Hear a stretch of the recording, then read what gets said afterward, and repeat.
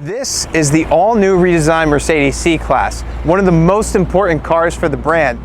And in today's video, I'm going to be going over the tech features of the car, and then I'm going to take it out on the road and drive it to answer really any of the questions hopefully you might have. So with that said, let's get into it.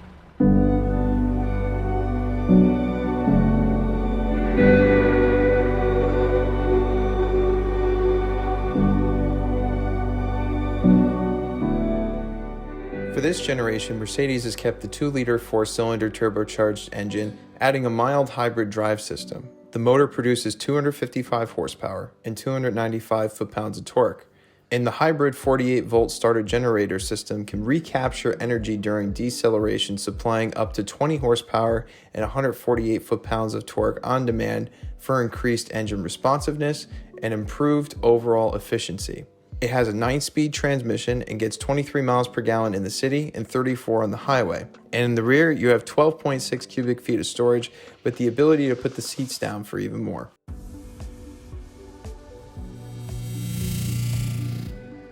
Moving on to the interior, you can see everything's been changed here. This follows kind of like the new design language of the E-Class a bit with the steering wheel. You have these nice haptic feedback buttons, glossy black. Downside, it'll get a little dirty, but it does look cool when it's clean. The left control pad controls the driver's information center. You can see you have a nice large screen, easy, clear to read, high resolution.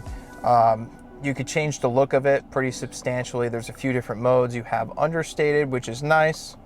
You have sport mode. You have classic.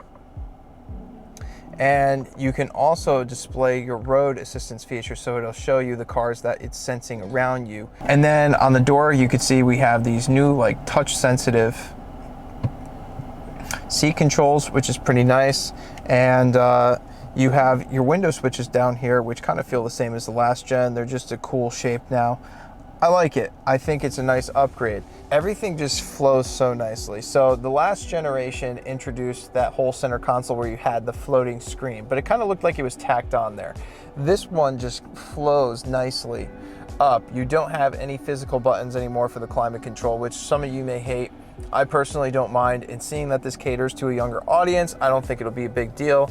You can see you have nice wood veneer going across the dash. I think it ties the cabin together nicely.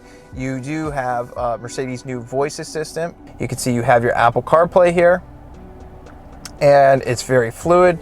It's wireless. Going to the Mercedes stock software, you can see everything's very fluid in the way it reacts. You can control your seat settings from there. You can control the settings of the car. There's plenty of different ways to customize this. You do have ambient lighting as well that you can customize, which is pretty cool. And then you have a few different drive modes. You have an eco mode, you have comfort, sport, and individual mode where you can kind of tailor your drive settings. And down below, you do have wireless charging down there, which is nice, seeing that everything's wireless now, and then you can hide it away nicely. One thing that I'll definitely recommend if you get one of these cars, have this wrapped in paint protection film. These gloss black panels do attract a lot of fingerprints, and they get scratched very easily. You can see going into the center console here, you do have another 2 USB-C ports. It opens up on both ends. Nice fit and finish. You have some nice sewn vegan leather on the console, and the seats overall feel pretty nice too. And you do get a 3D Burmester sound system in here. It sounds really good. The bass is rich, and it's pretty neat that you could personalize your own sound profile. You can see here,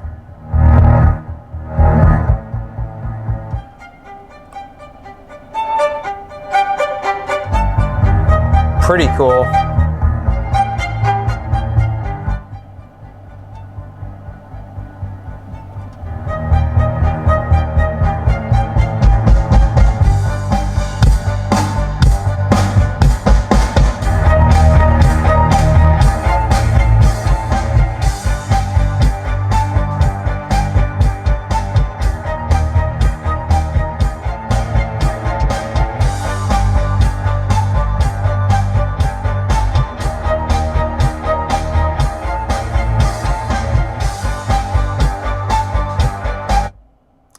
As you can see, really, really cool. And in the back, it's pretty roomy. It's not bad. I have a decent amount of headroom. It feels nice and open aired, you know, because you have the panoramic sunroof, and knee room really isn't bad at all. If you're past 6'3", I'm 6'1", I could see it being a little bit cramped, but pretty good. Nothing to really complain about here. All right, getting on the highway. Yeah, it has a little bit of pep. I think with a car this size, I would have liked to seen slightly more horsepower. Seeing that this still has like almost identically the same power the last generation has, I think Mercedes should have really worked on bumping this up to at least 300 horsepower. I think would have been a fair amount of power to have.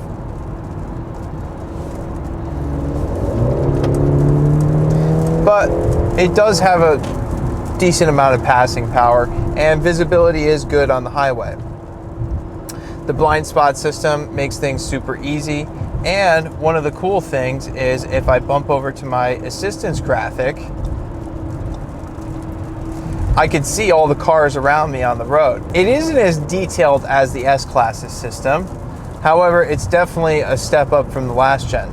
So if I do put the cruise control on, and let's see, we'll set it to 56 miles an hour, it'll now pace the car in front of us, like say older S-Classes, and you know, keep its distance. And it's a very accurate system. It's definitely something you could depend on. One thing I do notice is I really do like the way everything feels. Mercedes has definitely paid attention to the touch points in this car from the standpoint of like the little things like the blinkers, the door handles, how everything feels. You know, you close the door, does it feel solid?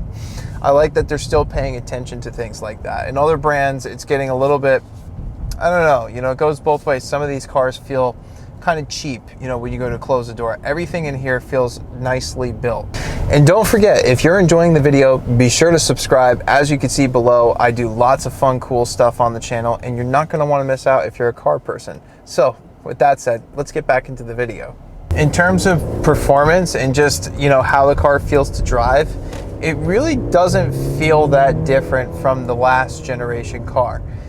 The engine in terms of power is pretty similar. I mean, I think there's only a difference of like 10 or 20 horsepower.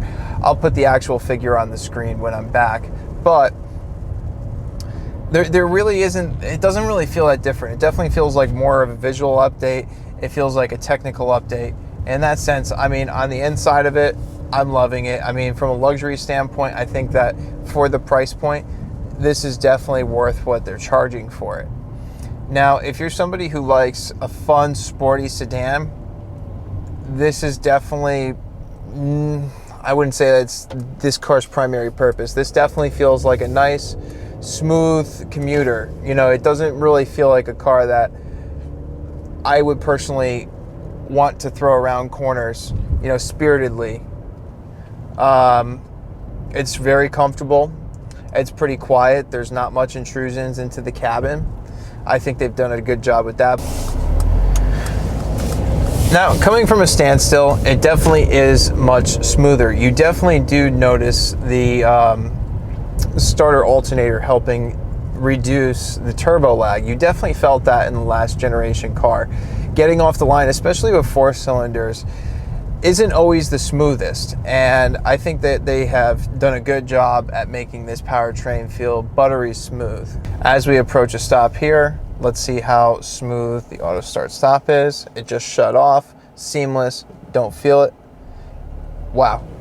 Yeah, they've finally gotten it down. I remember when I had my 2018 C-Class Coupe, the auto start stop was super annoying. I always turned it off, which defeated the purpose of having it because it was so intrusive. It would almost be like a jerk or a little punch in the back when it would start up.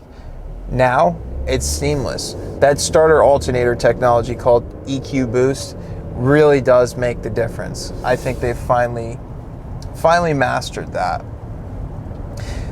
I really do want to point out too, I do think that this car is sprung a bit softer than the last generation. It's much more comfortable around town. You could definitely tell that they really only had luxury and comfort in mind when designing this. So overall, my feelings on the new C-Class are pretty positive. I mean, Coming from the last generation car, it was the first generation that really looked like the S-Class, and it looked like a baby S-Class, and it was cool. And this definitely captures that as well. On the outside, I think I like the looks of the last generation a little more. I just think it was a little bit more bold, but the inside has completely won me over. The inside just is such a huge step up. The last generation's interior was definitely looking tired at this point. I think that one of the areas I like the most is that, especially even compared to last year's car, that was still like the last year of the last generation, is that it's so much smoother now with the EQ boost technology. The start stops are not intrusive at all. It's much smoother. It's much more luxurious because of that. It gives you a little bit more of that S-Class feel because it's quiet. It's refined. It's not jerky. It's not lurchy. It's not unsure of what it's trying to do. It just is smooth. Like I said before, if you're the person who's looking for a little bit of a balance with a fun performance car to throw around the turns, I don't really see this car being for you. But if you're the person who just wants a nice commuter that's quiet, luxurious, and has all the modern up-to-date tech, you really can't go wrong with this. I mean, the stereo system is great. The screens are really high quality, high resolution, super easy to read. And the interior is just laid out so nicely. This is where you live. This is where you're going to spend the most of your time. And, you know, it is a nice place to be. So I'm very happy with the direction that Mercedes has gone with this. I can't wait till we see the next upcoming models like the C63 and maybe an updated C43, which I think was announced, to feel what they're going to do with the performance variants of these cars. I'm really excited to see that. Well, that sums things up for this video. I hope it helped you in making your purchase decision. If you haven't done so yet, be sure to hit that like button, subscribe, and turn on the bell notification so you don't miss out on next week's videos. Before we go, I'd like to say a special thanks to my friends down at Mercedes-Benz in Fairfield, Connecticut for making today's video possible. If you're in the area, be sure to give them a call. I'm going to leave their contact information in the description below so you can do so. And with that said, thank you for watching, and I'll see you next video.